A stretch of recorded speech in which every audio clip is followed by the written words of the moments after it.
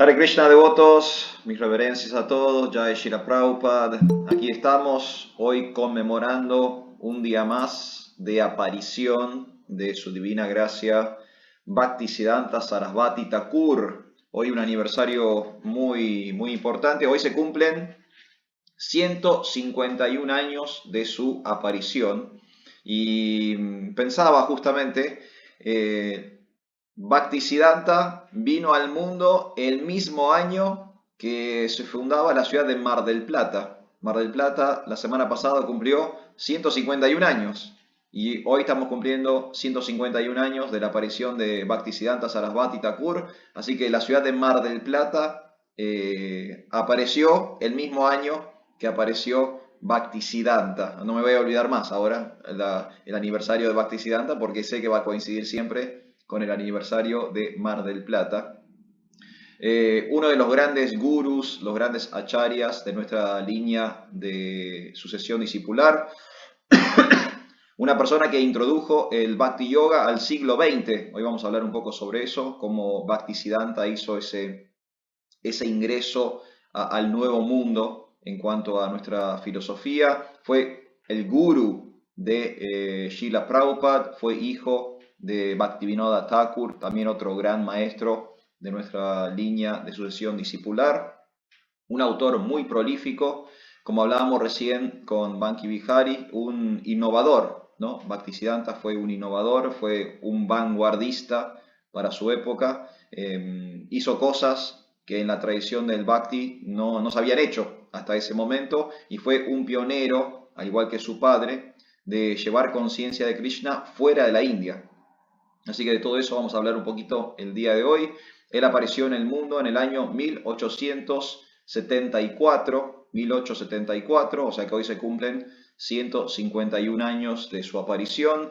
Dejó el mundo en el año 1937, o sea que estuvo en el planeta apenas 63 años, poquito tiempo si lo pensamos desde, digamos, lo que es la duración de la vida de una persona hoy en día, pero en esos 63 años Bhaktisiddhanta hizo un enorme aporte a la tradición del Bhakti, por eso nosotros lo homenajeamos como uno de los grandes maestros de nuestro linaje espiritual.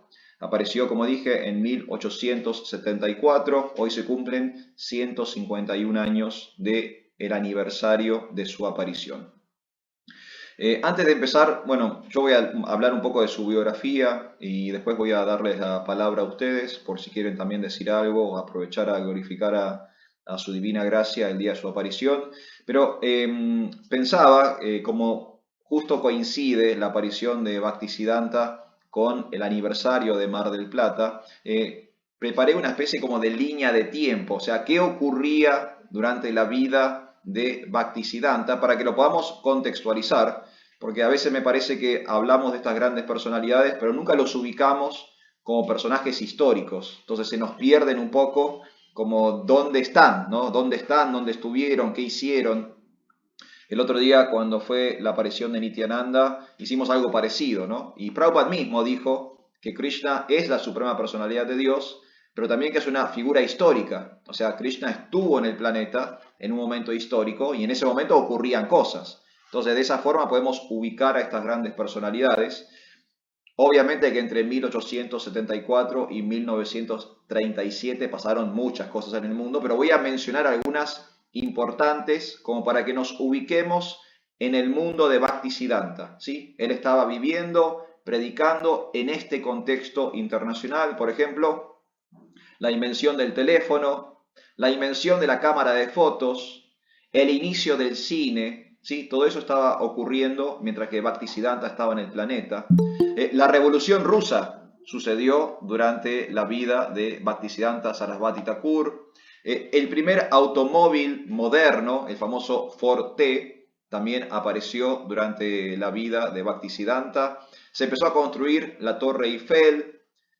Publicaron y expresaron sus teorías nada más y nada menos que Albert Einstein y Sigmund Freud. ¿Sí? Esa gente también estaba viva, eran contemporáneos de Bhaktisiddhanta Sarasvati Thakur. Apareció el plástico, aparecieron los primeros artefactos de plástico en el mundo Y quizás el suceso internacional más importante ocurrió la Primera Guerra Mundial. ¿Sí? La Primera Guerra Mundial sucedió durante la vida de Bhaktisiddhanta Sarasvati Thakur.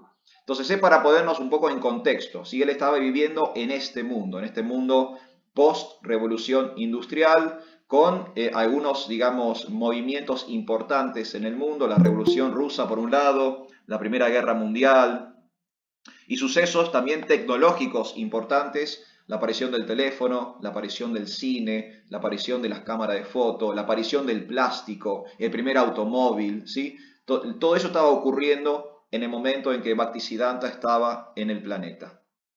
Él vino al mundo, como dijimos, en el año 1874. Él apareció en la ciudad de Jagannath Puri, ¿sí? En la ciudad donde vive el señor Jagannath, ¿sí? La ciudad de Puri, en la India.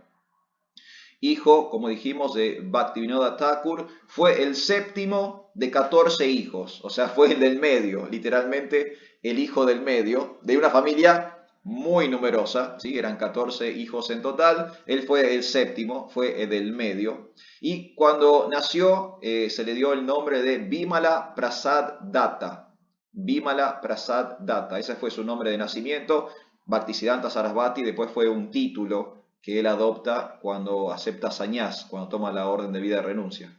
Pero cuando viene al mundo, sus padres le dan el nombre de Bimala Prasad Datta. Tiene ese nombre, Bimala Prasad, o sea, la misericordia de Bimala. Bimala es una de las formas de Radharani. Y Bhaktivinoda Thakur había orado a esa deidad para tener un hijo que continuara con su labor. Él había pedido específicamente que a su esposa la impregnara un rayo de Vishnu. Eso es lo que él había pedido frente a la deidad, porque Bhaktivinoda Thakur, él era un prolífico autor, era un predicador muy potente, pero quería continuidad, quería que alguien pudiera seguir con su obra. Veía que los hijos que él tenía hasta el momento no encaraban para ese lado, no tenían el perfil necesario para seguir con su obra. Entonces le pidió al Señor específicamente un hijo que pudiera continuar con su labor de prédica, y ahí apareció Bhaktisiddhanta, que por eso tenía el nombre de Bimala Prasad, la misericordia de Bimala, ¿sí? Porque apareció el hijo que él había pedido. De niño, un excelente alumno, rápidamente todos se dieron cuenta que era una persona muy inteligente, tenía una gran memoria. Bhaktisiddhanta Sarasvati Thakur a los 9 años había memorizado todos los versos del Bhagavad Gita. A los 9 años de memoria podía recitar los 700 versos del Bhagavad Gita. Después de grande, en alusión a su gran memoria, le decían la enciclopedia viviente a Bhaktisiddhanta Sarasvati, porque sabía de memoria cientos y cientos y cientos de versos. Podía citar de múltiples escrituras y se los sabía de memoria los versos. Era la enciclopedia viviente. Cuando los devotos tenían una duda, le preguntaban a Bhaktisiddhanta y Bhaktisiddhanta sabía exactamente a qué verso se estaban refiriendo. De grande, o sea, de adolescente, como estudiante, él se interesa en la astrología. De hecho, escribió libros sobre astrología y Siddhanta Sarasvati es un título que le dan sus profesores justamente por su erudición. Siddhanta Sarasvati se puede traducir, Siddhanta significa como conocimiento o como, digamos, algún principio filosófico. Y Sarasvati es la diosa del conocimiento, ¿no? Como que él tenía este don sobrenatural de la inteligencia. Y es un título que le dieron sus profesores cuando él era alumno, Siddhanta Sarasvati. Es un astrólogo famoso en su juventud, es muy conocido, él escribe libros sobre astrología y a una muy temprana edad empieza a asistir a su padre, o sea, el deseo de Bhaktivinoda Thakur se cumple porque su hijo empieza a ayudarlo en la edición de sus libros, de sus periódicos, de sus revistas. Bhaktivinoda Thakur publicaba mucho material consciente de Krishna, publicaba en diarios, publicaba en revistas, él editaba sus propios libros y Bhaktisiddhanta pasa a ser como su asistente, su editor, le corregía las obras, les acomodaba un poco el material para que su padre pudiera editar todo lo que tenía que hacer. Y él recibe una doble educación, lo cual es muy interesante porque por un lado Bhaktivinoda Thakur lo instruye en el Bhakti Yoga, ¿sí? En todo el conocimiento antiguo de la cultura védica, en la cultura original de la India, ¿sí? O sea que Bhaktisiddhanta tuvo acceso a lo que era natural de su nación, pero también él está viviendo en este momento en que los ingleses fuertemente están penetrando en la India, o sea que Bhaktisiddhanta también recibió una educación occidental. Entonces, por partes dobles, en el colegio aprendía acerca de los saberes científicos académicos de Occidente y en casa con su padre aprendía acerca de conciencia de Krishna, o sea que recibió una educación doble, por así decirlo. En el 1900, cuando él tiene 26 años, él toma iniciación de un gran devoto llamado Gaura Kishore Das Babaji, ¿sí? En primera instancia, Bhaktisiddhanta había querido tomar iniciación de su padre. Él admiraba tanto a su padre y reconocía en su padre un devoto tan avanzado que le había pedido iniciación a su padre. Le había pedido a su padre que por favor lo iniciara en el canto del Maha Mantra Hare Krishna. Bhaktivinoda Thakur le tuvo que explicar que en nuestra tradición no se estila que un padre inicie a su hijo, ¿no? Que el maestro espiritual tiene que ser otra persona, no puede ser un cosanguíneo. Y le recomienda a Gaura Kishore Das Babaji. Entonces le dice a su hijo, yo no te puedo iniciar, pero si tuviera que recomendarte a un maestro, te recomiendo a este devoto, Gaura Kishore Das Babaji. Y Gaura Kishore Das Babaji era a diferencia de Bhaktisiddhanta Sarasvati Thakur, un analfabeto. Era una persona que no podía ni leer ni escribir. Bhaktisiddhanta era casi como un genio académico. Su maestro espiritual era totalmente al revés. Pero Gaura Kishore Das Babaji era un gran devoto del Señor, ¿sí? Tenía mucho conocimiento espiritual, era una persona muy devota al Señor. En un principio, Gaura Kishore Das Babaji lo rechaza a Bhaktisiddhanta Sarasvati Thakur. Gaura Kishore era de hecho un Babaji, o sea, era una persona que solo quería cantar Hare Krishna, ¿no? Los Babaji son esas personas que se alejan de la sociedad, se van al bosque, se van a la montaña y solo se dedican a meditar en el Maha Mantra Hare Krishna. No predican, no escriben libros, no crean instituciones, no salen de peregrinaje. Lo único que hacen es cantar Hare Krishna la mayor cantidad del día. Entonces, como Babaji que era, no tenía el deseo de tener discípulos, no quería involucrarse en un alumnado. Él solo quería que lo dejen solo para cantar Hare Krishna. Entonces, Bhaktisiddhanta pide una vez, lo rechazan, pide una segunda vez, lo rechazan, pide una tercera vez, lo vuelven a rechazar y en la tercera vez le dice a su maestro, si no me iniciás, me suicido, me voy al río, me tiro y me ahogo.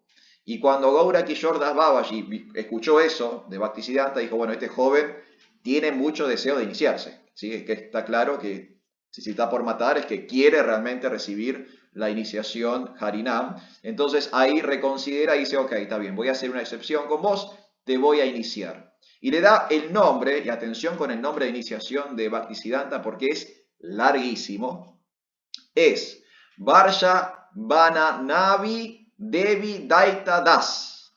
Ese es el nombre de iniciación de Bhaktisiddhanta Sarasvati Thakur, nombre largo de iniciación, y eso sucedió a los 26 años, cuando Bhaktisiddhanta tenía 26 años. 15 años después mueren su padre y muere su guru, ¿sí? O sea que 15 años después, primero fallece Bhaktivinoda Thakur, luego fallece Gaura Kishore Das Babaji, y a los 44 años, en el año 1918, Bhaktisiddhanta Sarasvati Thakur toma sannyas. O sea que él acepta la orden de vida de renuncia y lo hace de una forma muy especial, muy particular, que después no se repitió nunca más porque era muy extraordinaria la situación. Si nosotros leemos el Chaitanya Charitamrita, vemos que, por ejemplo, Chaitanya Mahaprabhu toma sannyas. Chaitanya Mahaprabhu, un devoto de Krishna, acepta la orden de vida de renuncia. Entre el tiempo de Chaitanya Mahaprabhu, estamos hablando de la Edad Media, ¿no? Siglo XV en la India. Y los tiempos de Bhaktisiddhanta, o sea, fines del siglo XIX, comienzo del siglo XX, el Bhakti Yoga se había, digamos, empezado a desaparecer nuevamente. ustedes ven que en nuestra historia espiritual es muy común que el Bhakti Yoga tiene como picos, momentos de mucha difusión y momentos de muy poca difusión. Es histórico, en nuestro linaje siempre ocurrió lo mismo. Hubo momentos con muchos devotos y mucha prédica, y después hay momentos históricos con pocos devotos y poca prédica.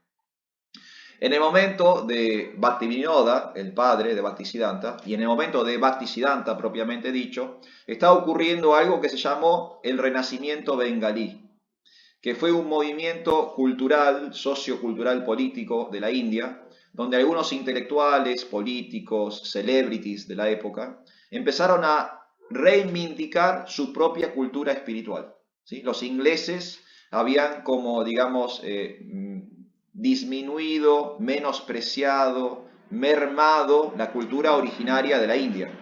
Y les habían hecho creer a los hindúes que todo lo que venía de Europa era mejor que lo que ellos tenían como legado histórico tradicional. Entonces incluso los mismos hindúes ya no hablaban sánscrito, no conocían las escrituras, o sea, ellos mismos habían, digamos, modernizado hacia el mundo europeo y se habían olvidado de sus propias raíces. Este movimiento llamado Renacimiento bengalí, en el cual participó sobre todo Bhaktivinoda Thakur, el padre de Bhaktisiddhanta, lo que hizo ese movimiento fue revitalizar la cultura hindú original, ¿sí? la propia del país. Y en ese renacimiento vuelve a, digamos, resurgir el Bhakti, sobre todo con Bhaktivinoda y Bhaktisiddhanta, que estamos homenajeando el día de hoy.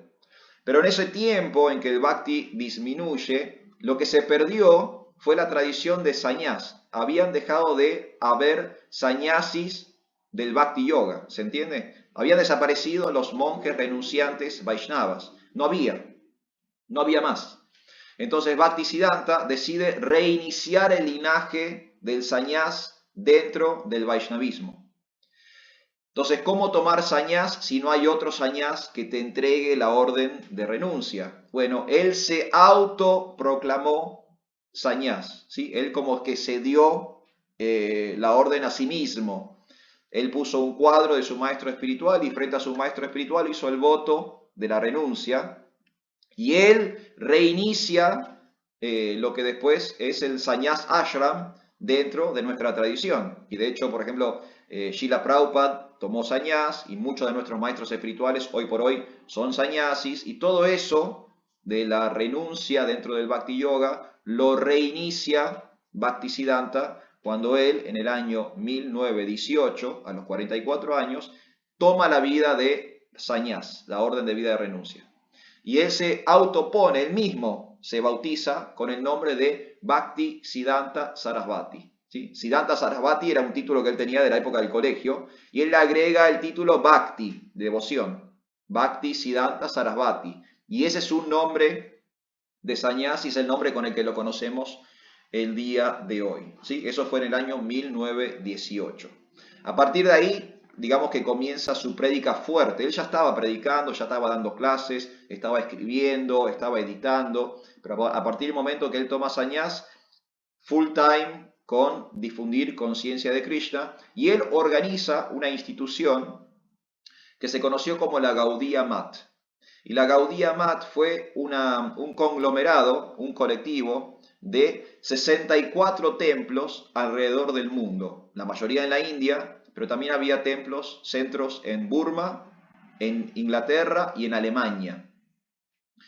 Y eso fue la Gaudiya Math. Él tomó lugares que ya existían y los unificó en un solo criterio, ¿no? Entonces uno podía ir a cualquiera de esos templos o a cualquiera de esos centros y estaban los mismos programas. Uno podía acceder a los mismos programas, estaban los mismos libros, estaba la misma información, se predicaba de la misma forma. Como que él unificó una estrategia, creó una estrategia y formó esta institución llamada la Gaudiya Math, que tuvo en su pico 64 centros alrededor del mundo, muy interesantemente 3 fuera de la India, o sea que Bhaktisiddhanta ya pensaba en la expansión internacional, ¿sí? No solamente quedarse en el subcontinente, sino también llevar conciencia de Krishna fuera, específicamente al sudeste asiático y a Europa, ¿sí? Porque había en Burma, Inglaterra y Alemania. empieza a escribir fuertemente, editó cientos de libros, Bhaktisiddhanta Sarasvati Thakur, artículos, publicaba diarios, publicaba revistas.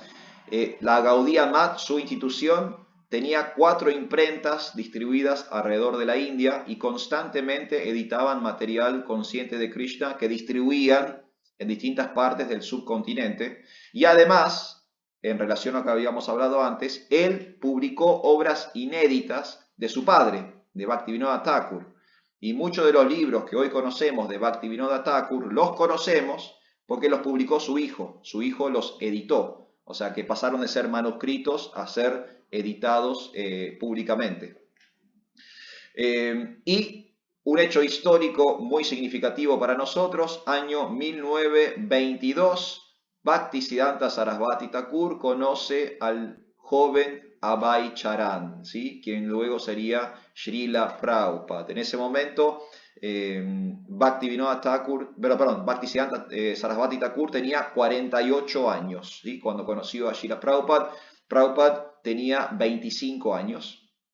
Y ese fue el encuentro de ellos, ¿sí? Año 1922. 11 años después le da iniciación a Srila Prabhupada. O sea, Prabhupada conoció a su maestro y recién tomó iniciación de su maestro 11 años después, en el año 1933. Para ese momento, Bhaktisiddhanta tenía 59 años y Srila Prabhupada tenía 37 años. ¿Sí? Esa es la diferencia de edad entre ellos. Cuando se inicia Prabhupada, él tenía 37 y su maestro Bhaktisiddhanta tenía 59. Y obviamente Bhaktisiddhanta es el que entusiasma, inspira a Srila Prabhupada a predicar en inglés.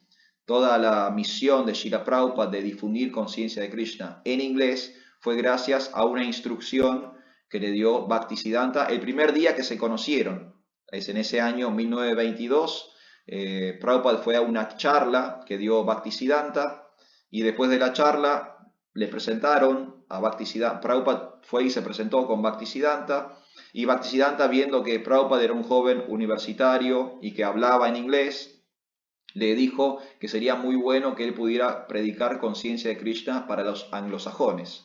Y esa instrucción original del año 1922 es lo que Prabhupada tuvo en el corazón toda su vida. Fue lo que lo motivó, fue el motor de toda su misión, de toda su obra, y que finalmente lo trajo hasta América, ¿sí? O sea que imagínense cómo Prabhupada se guardó esa primera instrucción que le dio su maestro, y gracias a esa instrucción nosotros hoy también somos conscientes de Krishna.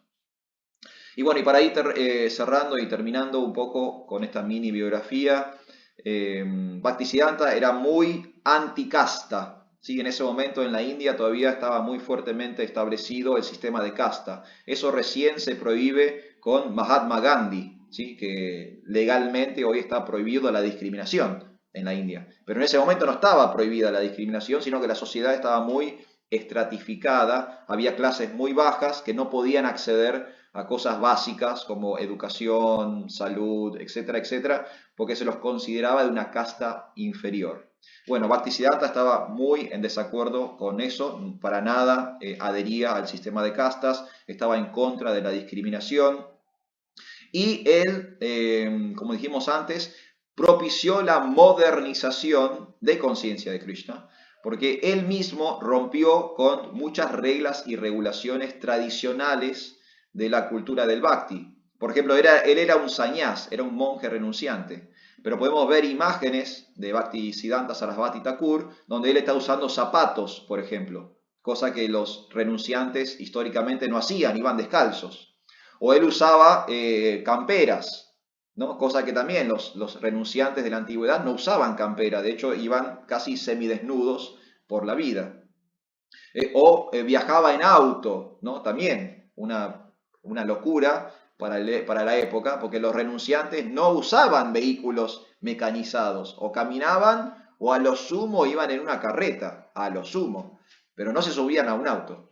Bueno, Bhaktisiddhanta rompió con todo eso y dijo, si la prédica es lo que tenemos que priorizar, entonces esas reglas y regulaciones no van más.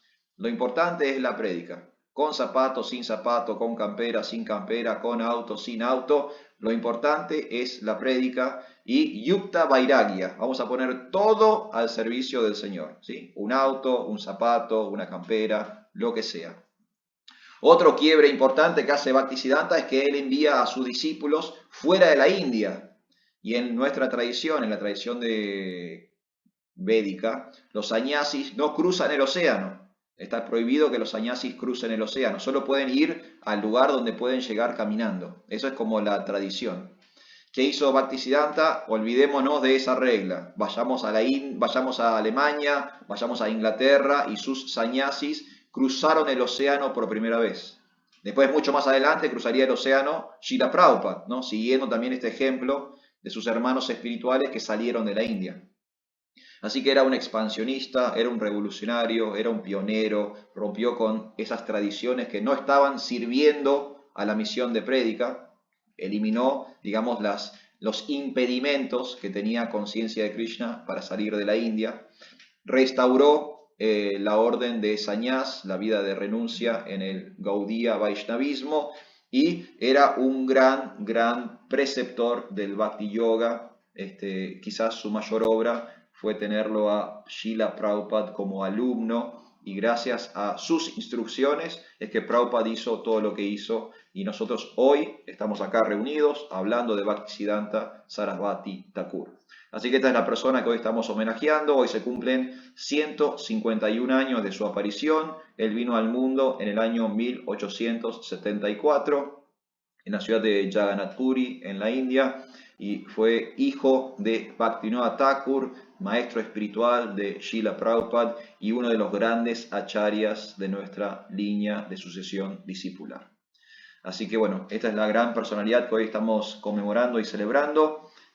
Aprovechen el día de hoy, pueden googlear, pueden buscar, hay videos en YouTube, hay mucho material sobre Bhaktisiddhanta Sarasvati Thakur. Antes de irse a dormir el día de hoy, pueden aprovechar y ver otra biografía o incluso leer alguno de sus textos. Hay muchos textos traducidos al castellano de Bhaktisiddhanta Sarasvati Thakur, y conocer un poco más a esta gran personalidad espiritual. Bueno, Prabhus, no sé si quieren decir algo, si quieren aprovechar para o hacer alguna pregunta o dejar un comentario, glorificar a su divina gracia el día de su aparición. El que quiera decir algo puede aprovechar ahora. ¿Estamos bien? Arjuna, yo Sí. quería, sabe que me quedé con esta reflexión de que las grandes almas verdaderamente, como aman tanto a Krishna, Krishna los empodera para que hagan estas obras, pero lo que cuenta es la entrega. Después, cómo se vaya dando las circunstancias, uno va a ir viendo, pero la determinación que él tenía, y lo adecuó en tiempo y forma, se adecuó a lo que pasaba, porque estaba atento al servicio devocional. O sea que me queda eso de claro para seguirlo como un gran ejemplo, ¿no? Gracias. Bueno, muchas gracias, Santa, muchas gracias por ese comentario. Y sí, tal cual, era una gran alma, eso sin duda, sí, era un devoto puro, igual que su padre, igual que Srila Prabhupada. Eran personas que descendieron directamente del mundo espiritual para ayudarnos y asistirnos a nosotros en nuestro servicio devocional.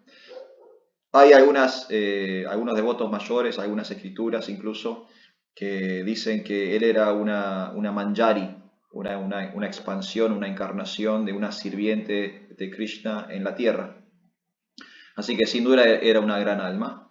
Y después esto que mencionaba Liliana también, ¿no? Él fuertemente personificó este concepto, al igual que Prabhupada, ¿no?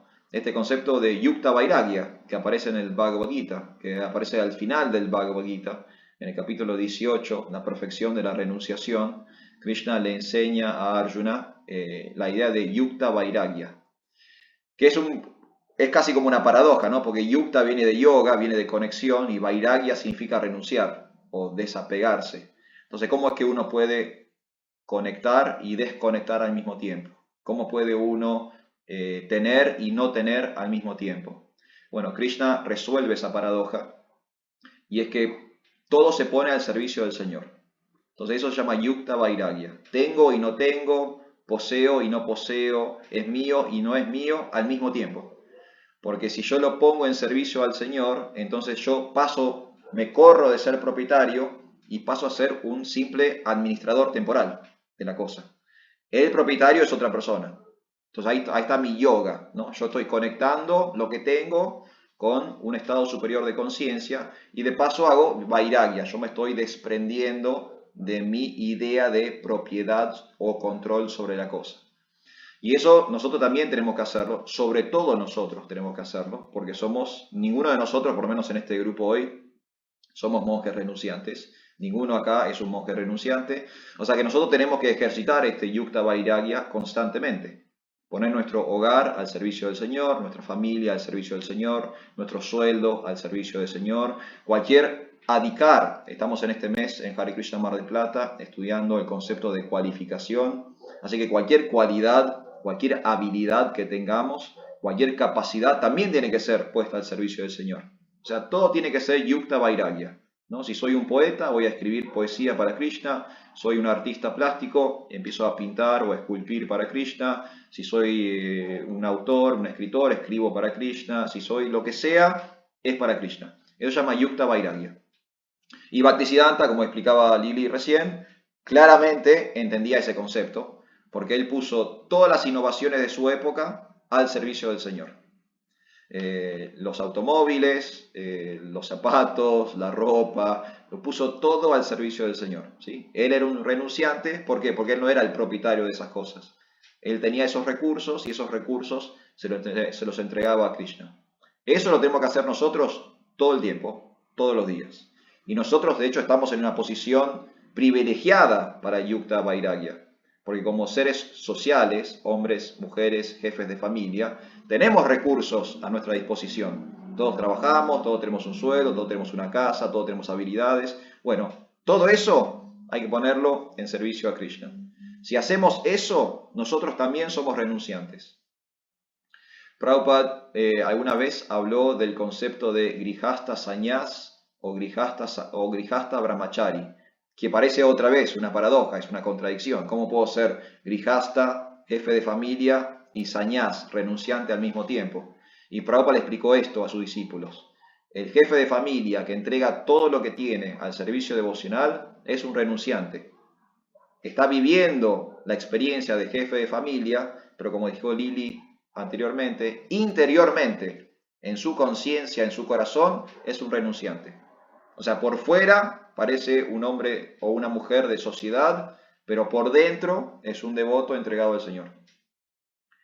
Otro ejemplo de esto, perdón que me estoy extendiendo un poco, es Pundarika Vidyanidhi. No sé si conocen a Pundarika Vidyanidhi, que fue el maestro espiritual de Gadadhar Pandit. Y hay un pasatiempo muy... Gadadhar Pandit, estoy hablando del Panchatattva, ¿no? Estoy hablando de Chaitanya Mahaprabhu, Nityananda, estoy hablando de esa época, hace 500 años atrás.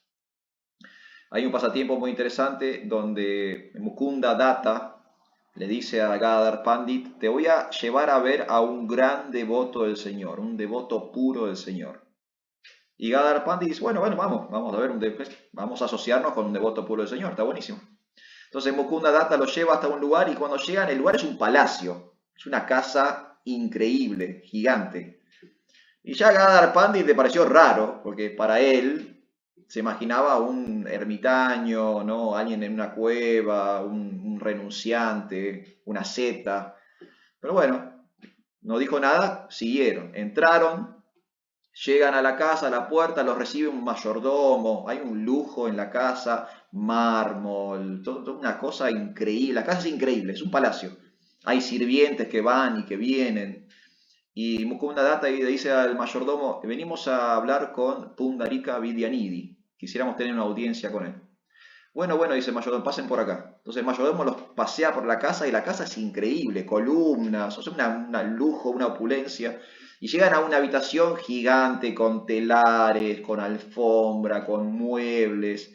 Y en una cama hay un señor vestido de seda, lujoso, pelo largo, perfumado, guirnalda, frutas, lo están abanicando, ¿no? Todo un lujo. Y Gadadhar Pandit no entiende nada, ¿qué hacemos acá? Y Mukunda Datta le susurra al oído y dice: Ahí está el devoto puro. Este es el devoto puro del que yo te estaba diciendo. Este es Pundarika Vidyanidhi. Y Gadadhar Pandit dice, ¿qué va a ser un devoto puro? Es un disfrutador, míralo donde vive, mirá todo el lujo que tiene, mirá cómo está vestido, le están dando de comer uvas en la boca, lo están abanicando. Dice, ¿cómo va a ser un devoto puro? Esto es un disfrutador, es un materialista. Gadadhar Pandit como que se enoja, me trajiste hasta acá, esto no tiene sentido, es una broma, es un chiste, ¿qué es esto? Y Mukunda Datta dice, espera, escucha esto. Y Mukunda Datta empieza a recitar versos del 10º canto del Srimad Bhagavatam. Empieza a recitar versos, cantando versos del Bhagavatam.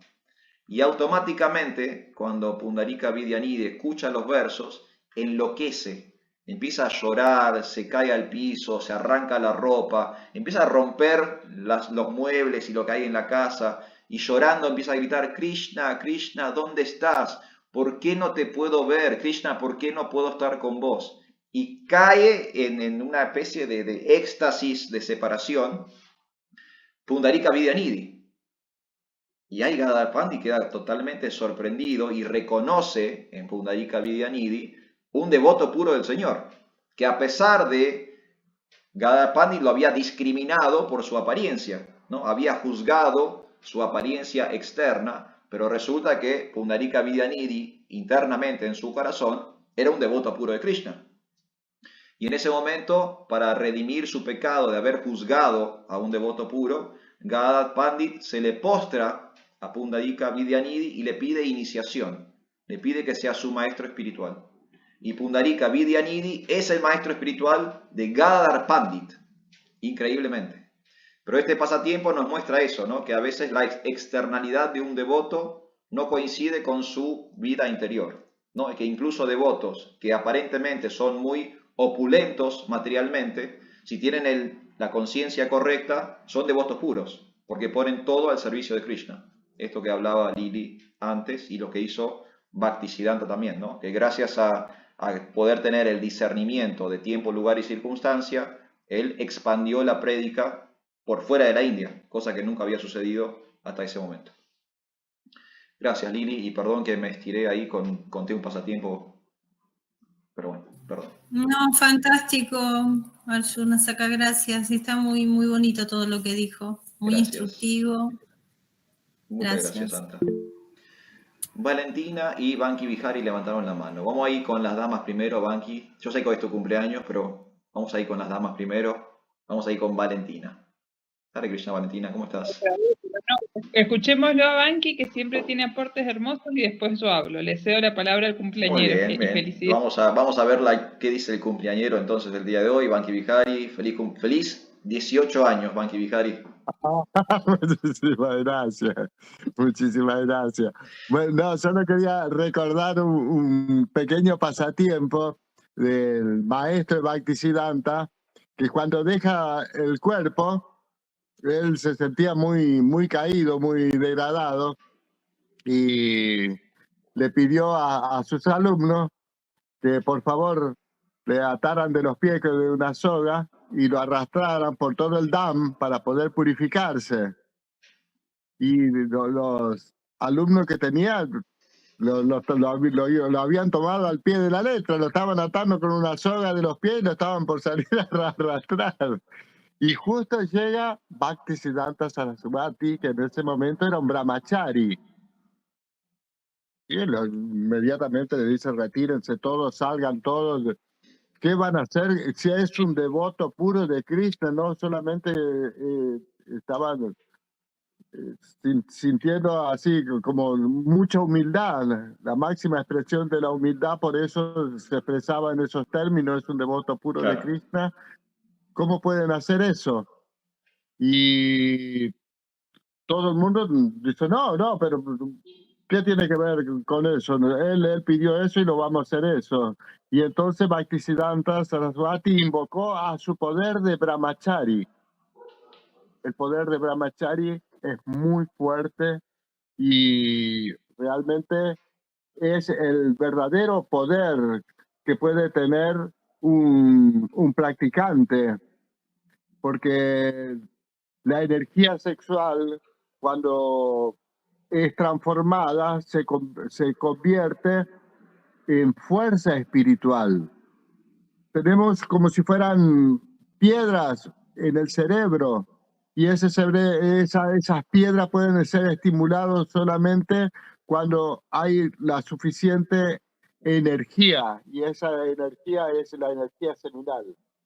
Eso es de vital importancia para los devotos para poder avanzar en el conocimiento. La tapasya sobre todo con la brahmacharya, eso permite avanzar, eso permite que uno pueda tener un mayor nivel de conciencia, o si no, no podemos conectar con el nivel superior para recibir la información del nivel superior, y siempre todo lo que lo tomamos a nivel intelectual, a nivel mental.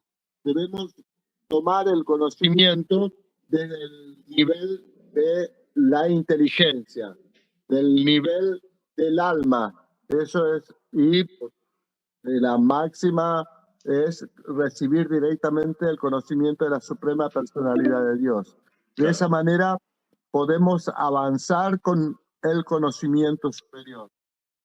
Quería compartir eso para homenajear a este maravilloso personalidad que gracias a él, nuestro querido Srila Prabhupada, siempre estaba inspirado de él, siempre recordaba a él momentos difíciles, él se acordaba la orden de su maestro. Y no hay homenaje más elevado que cumplir con la orden de nuestro maestro espiritual. Muchísimas gracias, y ese quería que fuera mi homenaje para el querido Bhaktisiddhanta Saraswati. Muchas gracias, Banqui. Muchísimas gracias por tus hermosas palabras. Y sí, era muy poderoso Bhaktisiddhanta. De hecho, tenía algunos apodos. Le decían Acharya Keshvari. También le decían Shimha Guru. Era el maestro león. Era muy potente. Él cuando predicaba no hacía bromas. Él bajaba la información y la bajaba con una fuerza espiritual, con una potencia. De hecho, decían, había como una especie como de refrán o de situación común en la vida de Bhaktisiddhanta, que sus rivales filosóficos cuando lo veían cruzaban la calle o doblaban y se iban, no querían cruzárselo, no se lo querían cruzar porque era tan intenso Bhaktisiddhanta que como que no querían perder una discusión filosófica en la vía pública, no lo querían ni ver a Bhaktisiddhanta, sus rivales, porque tenía esa potencia, ¿no? Esa potencia espiritual de que habló Banki Bihari recién. Él era un Naishtika Brahmachari, él fue célibe toda su vida. Nunca jamás tuvo sexo, no derramó semen jamás en su vida.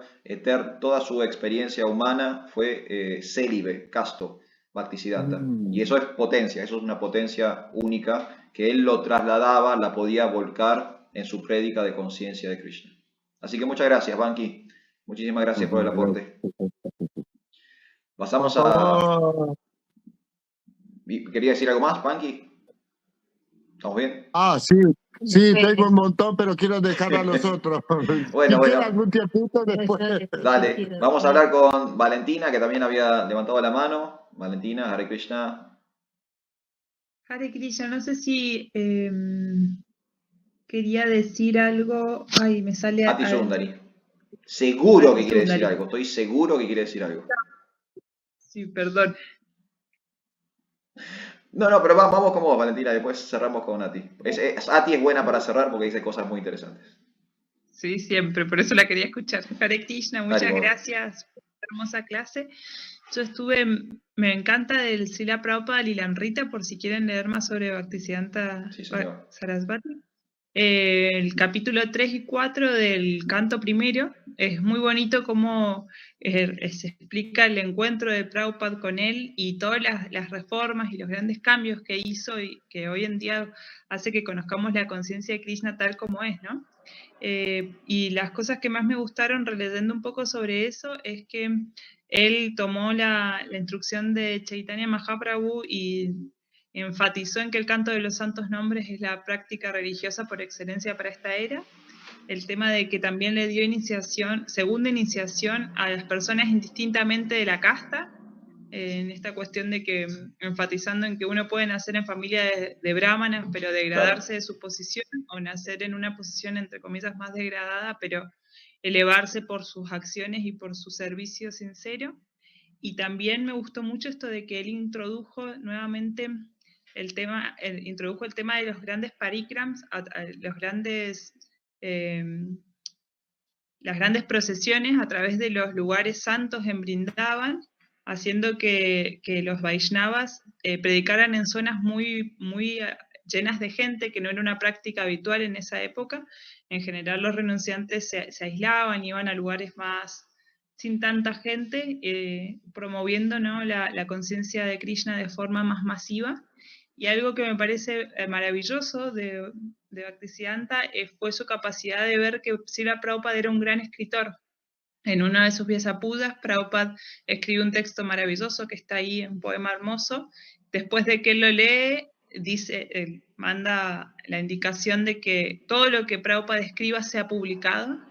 Y nada, como me parece muy bonito que ahí surja la semilla de todos los libros que hoy en día nos sostienen en la conciencia de Krishna, nos guían. Así que nada, eternamente agradecida a la visión de Bhaktisiddhanta en términos de cómo lo guió a Srila Prabhupada en sus pocas interacciones que tuvieron, la capacidad de ver la potencia de Srila Prabhupada y de orientarlo en términos de cuál era el servicio que tenía que hacer. Así que nada, muy agradecida con él. Gracias por esta oportunidad de escuchar acerca de... Nada, hermosa la clase. Muchas gracias. Hare Krishna. Muchas gracias, Valentina. Muchas gracias por su aporte. Y bueno, ahí Valentina dijo dos cosas muy interesantes de Bhaktisiddhanta. Esto que habíamos mencionado antes, Bhaktisiddhanta como innovador, ¿no? Como él hizo cosas nuevas, de vanguardia en ese momento, distintas, revolucionarias, pero que sumaron a la prédica, permitieron que conciencia de Krishna se expandiese. Por ejemplo, esto de ir a los centros urbanos, ¿no? Vamos a los grandes centros urbanos y prediquémosle a la mayor cantidad de gente posible. Es como tradición para nosotros, la cosa como más reducida, ¿no? Como explicábamos recién, ¿no? Los Babajis tenían pequeños programas en las casas, pero fíjense, ¿no? Chaitanya Mahaprabhu, el Harinam Sankirtan en la vía pública. Acá tenemos Bhaktivinoda Thakur escribiendo libros en inglés para que ya gente de otros países y con otros idiomas pudiera comprender conciencia de Krishna. Bhaktisiddhanta aceptando medios de locomoción como los autos, como los barcos, yendo a las grandes ciudades, ¿no? Como había esa impronta innovadora de expansión, ¿no? Eran ya la visión de que ya conciencia de Krishna tiene que excedernos a nosotros, tiene que salir, tiene que moverse, tiene que girar por el mundo. Entonces, bueno, ahí tenemos a Bhaktisiddhanta sumándose a esa visión de un movimiento internacional para la conciencia de Krishna. Y por otro lado, también lo que dijo Valentina, que es muy interesante, que es muy importante para que reflexionemos, es la importancia de la inspiración en vida espiritual. Porque fíjense que la primera cosa que le dijo Bhaktisiddhanta a Srila Prabhupada fue lo que mantuvo encendido la llama espiritual de Srila Prabhupada toda su vida. Toda su vida. Entonces, nosotros no somos Bhaktisiddhanta, no tenemos la potencia espiritual de Bhaktisiddhanta, ni de Bhaktivinoda, ni de Srila Prabhupada, pero sí tenemos la capacidad de inspirar e entusiasmar a los demás. Entonces tenemos que siempre intentar llevar a las personas al máximo de su potencial. Si la persona llega en el nivel 1, nosotros tratar de llevarla hasta el máximo que puede alcanzar en esta vida, a través de elogios, inspiración, reflexión, entusiasmo, respeto, tratar de darle a las personas espacios y habilidades y recursos para que puedan dar ese salto cuántico a conciencia de Krishna. Y tenemos que ser muy cuidadosos en cómo tratamos a las personas, porque no nos damos cuenta que quizás una palabra nuestra sirve para motivar a una persona toda su vida o alejarla de conciencia de Krishna. Es así, ¿no? Estamos en ese filo peligroso de que decimos algo que permite que esa persona se libere en esta vida, o decimos algo que obstaculiza o traba la vida espiritual de la persona. Entonces seamos como cautos, priorizando inspirar y entusiasmar a las personas. Tratemos de inspirar y de entusiasmar a las personas para que alcancen el máximo potencial de conciencia de Krishna en esta vida. Y eso fue lo que hizo Bhaktisiddhanta con Srila Prabhupada, Fíjense a dónde llegó Srila Prabhupada, ¿no? Gracias a esa primera indicación, nosotros hoy somos conscientes de Krishna. O sea que no es un efecto dominó, no sabemos dónde va a terminar la inspiración. Y bueno, Bhaktisiddhanta también nos enseña sobre eso. Así que gracias, Valentina, muchas gracias. Ahora sí, Ati Sundari. Haribol, Ati Sundari, ¿estás por ahí? Hare Krishna. Hare Krishna. Gracias, gracias, hermosa clase, gracias Valentina, también hermoso lo que dijiste, porque justamente yo quería mencionar en la figura del guru, lo que significa el guru, ¿no? Un guru logra ver la esencia de su discípulo y recordar las palabras de Bhaktisiddhanta cuando dice: el guru es la corporización de la manifestación de la divinidad ante la esencia espiritual receptiva pura del discípulo. El guru es la corporificación de la manifestación de la divinidad ante la esencia espiritual receptiva pura del discípulo. Y esa capacidad que tuvo para encontrar la divinidad en Srila Prabhupada, y a su vez Srila Prabhupada, cuando escribe el significado del verso 241 de la Bhagavad Gita, en el cual recordemos ese verso porque es tan importante para encontrar la figura del revolucionario, que es Bhaktisiddhanta y que es obviamente Chaitanya Mahaprabhu, y lo es Srila Prabhupada. El verso dice: aquellos que están en este sendero son muy resueltos y su objetivo es uno: oh amado hijo de los Kurus, la inteligencia de los irresolutos tiene innumerables ramificaciones. Un gurú siempre manifiesta el sendero y abre, y me gusta mucho en el significado cuando Prabhupada dice: fe significa confianza inquebrantable en algo sublime.